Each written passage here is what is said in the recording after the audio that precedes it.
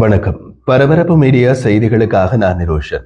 Russia இரவு முழுவதும் நூற்றுக்கணக்கான ஆளற்ற விமானங்கள் மற்றும் ஏராளமான ஏவுகணைகளை உள்ளடக்கி ஒரு பெரிய விமான தாக்குதலை நடத்திய பின்னர் உக்ரைனிய விமானப்படையின் ஒரு F-16 போர் விமானம் விபத்துக்குள்ளானது. அந்த விமானத்தை செலுத்திய விமானி கொல்லப்பட்டார் என்று உக்ரைனிய விமானப்படை இன்று அதிகாலை தெரிவித்துள்ளது. உக்ரைனிய விமானப்படையால் தாம் இழந்த விமானியின் பெயர் முதல் வகுப்பு லெப்டினன்ட் கர்னல் மேக்சிம் உஸ்டிமென்கோ என்று வெளியிடப்பட்டுள்ளது. கடந்த ஆண்டு கோடையில் உக்ரைனியர்கள் அமெரிக்க தயாரிப்பு F-16 போர் விமானங்களை பறக்க தொடங்கியதிலிருந்து கொல்லப்பட்ட மூன்றாவது F-16 விமானி இவர். அவர் செலுத்திய விமானம் உக்ரைனில் இழந்த நான்காவது F-16 விமானம். விமானி லெப்டினன்ட் கர்னல் மேக்சிம் உஸ்டிமென்கோ விமானத்தின் மக்கள் தொகை கொண்ட பகுதியிலிருந்து விலக்கி பறக்க வைக்க தன்னால் முடிந்த அனைத்தையும் செய்ததாகவும், ஆனால் அவருக்கு விமானத்திலிருந்து பாராசூட் மூலம் வெளியேற போதிய நேரம் கிடைக்கவில்லை என்றும் உக்ரைனிய விமானப்படை தெரிவித்துள்ளது. உக்ரைனிய விமானப்படை வெளியிட்ட அறிக்கையில் விமானி உஸ்டிமென்கோவின் மரணம் உக்ரைனுக்கு ஒரு பெரிய இழப்பு.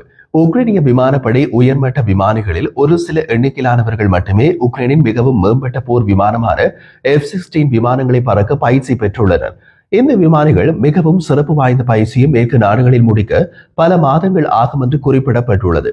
லெப்டினன்ட் கர்னல் மேக்சிம் உஸ்டிமென்கோ தனது விமானம் சேதமடைந்து உயரத்தை இழக்க தொடங்குவதற்கு முன்பு தனது F-16 போர் விமானத்திலிருந்து 7 வான் இலக்குகளை இடைமறித்து சுட்டு வீழ்த்தியதாக உக்ரைனின் விமானப்படை தெரிவித்துள்ளது. உக்ரைன் ஜனாதிபதி வோலோடிமிர் செலன்ஸ்கி கூறிய போது விமானி உஸ்டிமென்கோ கொல்லப்படுவதற்கு முன்பு நாட்டின் வான்வெளியை வீரத்துடன் பாதுகாத்ததற்காக அவரையும் உக்ரைனிய விமானப்படையையும் பாராட்டியதாகவும் கூறினார். இதற்கு முன் கொல்லப்பட்ட மற்றொரு உக்ரைனிய விமானியின் பெயர் ஒலெக்சிமெஸ். 2024ஆம் ஆண்டு ஆகஸ்ட் பிற்பகுதியில் F-16 விமானத்திலிருந்து ஒரு பெரிய ரஷ்ய ஒருங்கிணைந்த வான் மற்றும் ஏவுகணை தாக்குதலை முறியடித்த போது அவர் இறந்தார். நேற்றிரவு கொல்லப்பட்ட விமானி உஸ்டிமென்கோவின் மரணம் குறித்து முழு விசாரணைக்கு உத்தரவிட்டதாக செலன்ஸ்கி கூறினார். உக்ரைனை பாதுகாக்கும் அனைவருக்கும் நான் நன்றியுள்ளவனாக இருக்கிறேன் என்று செலன்ஸ்கி சமூக ஊடகங்களில் ஒரு பதிவில் கூறினார்.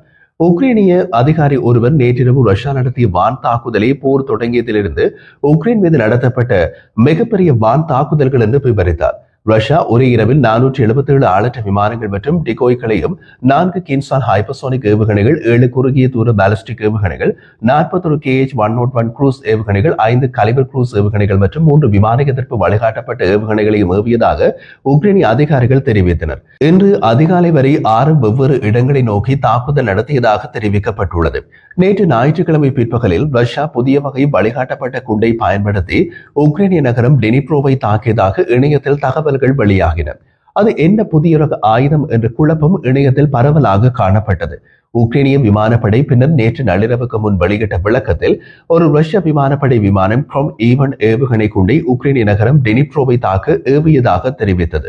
100 கிலோமீட்டருக்கு மேல் பறந்த Crom-E1 ஏவுகணை குண்டு டெனிப்ரோ நகரத்திற்கு வெளியே வான் பாதுகாப்பு படைகளால் சுட்டு வீழ்த்தப்பட்டதாகவும் தெளிவுபடுத்தியது.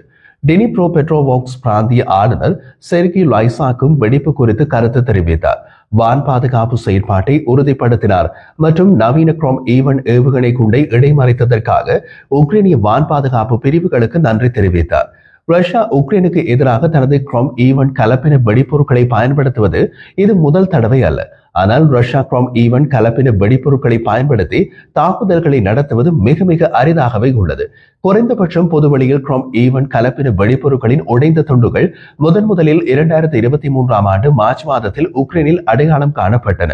அதன் பின் 2024ஆம் ஆண்டில் கூடுதல் பயன்பாடுகள் ஆவணப்படுத்தப்பட்டன. அவை உக்ரைனிய நகரங்களான மிர்னோகிராட், கெர்சன் மற்றும் கார்கிவ் ஆகிய இடங்களில் உள்ள பொதுமக்கள் தளங்களை குறிவைத்து ஏவப்பட்டன. Crom-E1 என்பது Crom எனப்படும் வழிகாட்டப்பட்ட ஏவுகணை வெடிகுண்டு ஆயுதங்களின் பெரிய அளவிலான குடும்பத்தின் ஒரு பகுதி.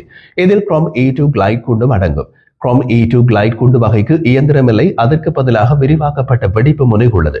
இது 2 உள் அமைவுகளில் கிடைக்கிறது. ஒன்று அதிக சக்தியுடன் வெடிக்கும் துண்டு துண்டான 2 வெடிப்பு முனைகளை கொண்டது. மற்றொன்று தெர்மோபாரிக் எனப்படும் எரிபொருள் காற்று வெடிப்பொருள் வெடிப்பு முனையை கொண்டது. Crom குடும்பம் ரஷ்யாவின் தந்திரோபாய ஏவுகணைகள் கார்ப்பரேஷன் JSC-யால் தயாரிக்கப்படுகிறது. இந்த ஆயுதம் முதலில் 2015ஆம் ஆண்டு வெளியிடப்பட்டது. 2018ஆம் ஆண்டு சோதனைக்கு உட்பட்டது. இருந்த போதிலும் ரஷ்யாவில் குறைந்த அளவிலேயே உற்பத்தி உள்ளது. உக்ரைன் போரில் பயன்படுத்தப்பட்ட அரிதான ஆயுதம் என்பதாலேயே புதிய ஆயுதம் என்ற தகவல் இணையத்தில் பரவியது. ரஷ்யா சமீப கால வாரங்களில் உக்ரைனுக்கு எதிரான விமான தாக்குதல்களை அதிகரித்துள்ளது. கிட்டத்தட்ட ஒவ்வொரு இரவும் நூற்றுக்கணக்கான ஆளற்ற விமானங்கள் மற்றும் ஏவுகணைகளை ஏவுகிறது. இந்த தாக்குதல்களுக்காக ஆளற்ற விமானங்கள் அதிக உயரத்தில் இயந்திர துப்பாக்கிகளுக்கு எட்டாத உயரத்தில் பறக்கவிடப்படுவதால் அவற்றை தாக்குவதற்கு அதிக கவனம் செலுத்தப்படுவதாக உக்ரைனிய விமானப்படை தெரிவித்துள்ளது. இந்த வாரம் மட்டும் உக்ரைனுக்கு எதிராக ரஷ்யாவால் 114க்கும் மேற்பட்ட ஏவுகணைகள், 1270க்கும் மேற்பட்ட ஆளற்ற விமானங்கள் மற்றும் கிட்டத்தட்ட 1100 கிளைட் குண்டுகள் ஏவப்பட்டதாக செலன்ஸ்கி ஞாயிற்றுக்கிழமை தெரிவித்தார். உக்ரைனிய ஜனாதிபதி தனது நாட்டுக்கு கூடுதல் விமான பாதுகாப்புகளை வழங்குமாறு உக்ரைனிய மேற்கத்திய நட்பு நாடுகளிடம் கூறியுள்ளார். அவர் மேலும் கூறிய போது, ரஷ்யா தம்மால் முடிந்தவரை உக்ரைனை தாக்கும். இந்த போரை முடிவுக்கு கொண்டுவர ரஷ்ய ஆக்கிரமிப்பாளரின் மீதான அழுத்தம் தேவை. அத்துடன் போதிய வான் பாதுகாப்பும் தேவை. ரஷ்ய பாலிஸ்டிக் மற்றும் பிற ஏவுகணைகளிலிருந்தும் ஆளற்ற விமானங்களிலிருந்தும் தீவிரவாதத்திலிருந்தும் பாதுகாப்பு தேவை என்று செலன்ஸ்கி கூறினார். உக்ரைனின் வான் பாதுகாப்பை வலுப்படுத்த அமெரிக்க தயாரிப்பு வான் பாதுகாப்பு அமைப்புகளை வாங்க உக்ரைன் தயாராக உள்ளது என்று குறிப்பிட்ட அவர், அமெரிக்க ஜனாதிபதி டொனால்ட் ட்ரம்ப் மற்றும் அவரது நிர்வாகம் உக்ரைன் பேட்ரியோட் வான் பாதுகாப்பு அமைப்புகளை வாங்க அனுமதிக்க வேண்டும் என்ற தெளிவான அழைப்பை விடுவதாகவும் கூறினார். அமெரிக்க தயாரிப்பு பேட்ரியோட் சிறந்த வான் பாதுகாப்பு அமைப்புகளில் ஒன்றாக பரவலாக கருதப்படுகிறது.